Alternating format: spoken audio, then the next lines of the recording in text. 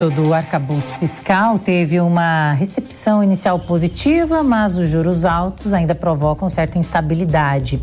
E a gente então conversa agora para entender um pouco mais isso também, prestes a completar 100 dias com o Lula na presidência, rejeita esse pessimismo sentido no cenário econômico. A gente vai conversar com o sócio fundador da Fatorial Investimentos, Jansen Costa. E seja muito bem-vindo aqui ao Jornal da Manhã. A gente traz o Vilela também para comentar sobre o assunto. E qual a sua perspectiva, né, para como seguir, né, para essa semana aí? Como será essa semana, a sua perspectiva? Bom, antes de mais nada, bom dia para todo mundo. A semana está acabando hoje no pré-feriado, com bastante volatilidade. Hoje o Haddad, na parte da manhã, fez uma entrevista que colocou mais dúvidas no mercado. Que o mercado está precisando ouvir muito mais de onde vai vir o dinheiro para pagar as despesas e de maneira clara quais são as empresas que vão pagar, quem são os agentes, quais são as pessoas que vão pagar, sejam pessoas físicas ou jurídicas, nessa conta que começa em 150 bi até 300 bilhões aí para fechar o problema fiscal que a gente tem. É um dia com dólar mais forte em função do mundo, né? E as taxas de juros, como você acabou de comentar, elas não estão cedendo, elas estão até subindo no dia de hoje. Que, assim, segundo esse novo arcabouço fiscal, não causará aumento, digamos assim, de impostos nem de alíquotas de tributos existentes. Mas o mercado não está muito confiante nisso. Na verdade, tudo isso pode sim acontecer, né? Na verdade, o que o Haddad colocou e vem colocando é que ele não vai criar um novo tributo, como uma CPMF, por exemplo. Mas ele vai reonerar empresas hoje que têm algum tipo de benefício e vai trocar. Pessoas hoje que pagam mais impostos pagariam menos impostos. Por exemplo, pessoas com uma tabela de imposto de renda até R$5.000 ficariam isentas e talvez criar novas faixas de tributação sobre pessoa física, valores superiores ali aos 27,5 hoje, que é a alíquota máxima para pagar. Na questão das empresas, tributar empresas hoje que têm isenção ou não pagam nenhum tipo de tributo porque são empresas do exterior ou que fazem qualquer tipo de equilíbrio novo fiscal com empresas no exterior aqui no Brasil. Por exemplo, que ele dá mais é sobre a questão dos níveis de aposta, né? Casas de aposta que não pagam nenhum tributos aqui no país. Vilela, sua pergunta? Jansen, bom dia, satisfação falar com você. Como você vê essa questão dos discursos do presidente Lula serem aceitos e sentidos pelo mercado? Você entende que a fala, por vezes, bélica, por vezes ruidosa do presidente Lula, ela acaba gerando um mal-estar no mercado e, de alguma forma, fazendo com que o Brasil não seja um destino atrativo para os investimentos? Eu acho que a gente precisa ser cada vez mais claro com a comunicação. Isso é um problema, parece que da cadeira do presidente, né? A gente consegue entrar a mercado, começa a falar alguma coisa e não é conclusivo. Então, por exemplo, a gente está dizendo que a gente vai mudar a alíquota de determinados setores ou acabar com isenções. Mas o mercado, enquanto aguarda qual é o setor que vai sofrer, todo o mercado acaba sofrendo.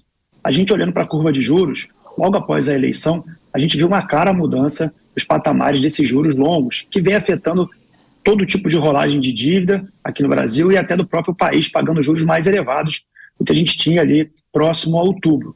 Então, se o Lula e toda a sua equipe, de maneira coordenada, fizer um anúncio simples, objetivo e direto, ficaria muito mais fácil do mercado tirar esse risco que fica iminente ali nas curvas de juros todos os dias. E a gente acaba sofrendo com a volatilidade.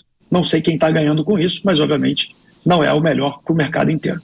Você acredita que pode cair por terra, né? Se esse novo, digamos assim, teto de gastos, o Banco Central, na verdade, mantiver os juros altos, ele pode cair por terra? Não, na verdade, pode cair por terra se o Congresso não sinalizar ou não aprovar essas mudanças na questão da tributação. Uma manutenção de uma alíquota de tributação em determinados setores que não fecha a conta não seria muito bom para o país. Os juros é uma consequência, não é o problema, é causa. Então o Haddad ele vai tentar aprovar coisas que já foram tentadas ser aprovadas no Congresso, não passaram, setores que têm os seus lobbies dentro do Congresso não vão aceitar essas mudanças tributárias. mas é um certo momento, ou seja, ele tem algumas colocações que são positivas. A gente precisa organizar a questão tributária. Eu só não acho que isso seja uma bala de prata. Acho que isso vai ser complicado e vai demandar tempo e negociação no Congresso. O que ele quer é uma questão muito rápida, baseada nos seus objetivos. E aí eu acho que a gente vai ter certo tipo de problema, que o timing do governo não é o mesmo timing do Congresso. Vilela? Vilela caiu? Deixa eu te perguntar, Jansen, ainda que a proposta dessa nova regra fiscal seja interessante para equilibrar aí essas despesas, os limites anunciados comprometem particularmente o espaço no orçamento onde se pode melhorar a vida do povo, assim, do trabalhador, ou não? Então, a gente já teve uma expansão fiscal nesse ano para pagar ali o auxílio de R$600, o aumento também da tabela do mínimo aqui no Brasil. Então, ou seja, o dinheiro já está indo para a mão daquele que mais precisa. A gente precisa de uma reorganização tributária. Isso precisa acontecer, isso já tem um entendimento no Congresso. Agora, a grande dificuldade vai ser tributação sobre setores que têm desonerações e aumentar a receita no tamanho que o governo quer. Lembrando que aumentar tributos, nem sempre a receita aumenta. Às vezes a receita acaba caindo com o aumento da tributação. Então o governo vai ter que reequilibrar.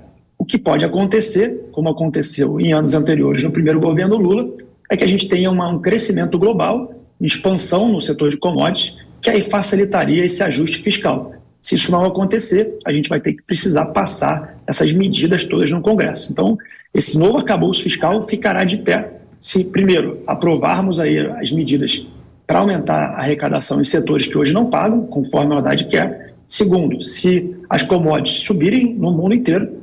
E o terceiro, que é praticamente improvável, é a diminuição das despesas por parte aqui do governo, com também privatizações.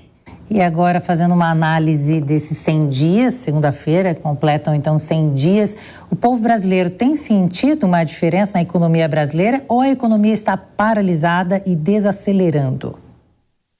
Ela está desacelerando. A gente está vendo os efeitos na economia do aumento dos juros.